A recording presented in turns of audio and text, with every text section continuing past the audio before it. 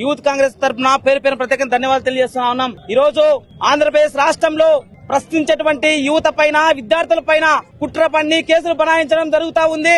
దేశ స్వాతంత్ర పోరాటం నుంచి నేటి వరకు విద్యార్థులది కీలక పాత్ర.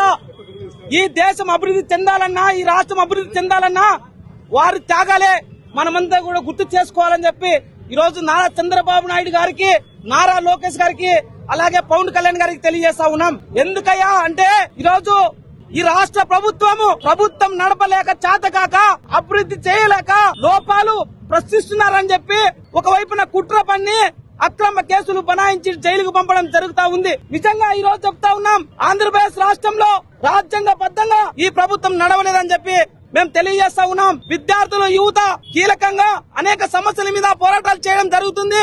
మరి ఆంధ్రప్రదేశ్ రాష్ట్రంలో మహిళల పైన దాడులు జరుగుతూ ఉన్నాయి, వారిపైన రేపులు జరుగుతూ ఉన్నాయి, అలాగే రైతుల సమస్యలు ఉన్నాయి, నిరుద్యోగ సమస్యలు ఉన్నాయి.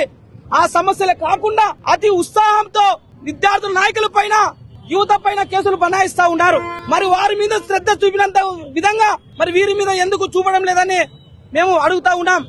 అలాగే ఆంధ్రప్రదేశ్ రాష్ట్రంలో గంజాయి రోజుకి పెరుగుతా ఉంది.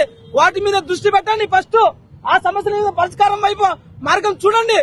చూడకుండా అక్రమంగా రెడ్ బుక్ రాజ్యాంగాన్ని అమలు చేస్తే సహించే ప్రసక్తే లేదు. గత చరిత్ర చూసుకుంటే యువత అలాగే విద్యార్థుల గొంతులు నొక్కి వారి హక్కులను అణచివేసినటువంటి ప్రభుత్వాలు ఎప్పటికీ నడవలేదు.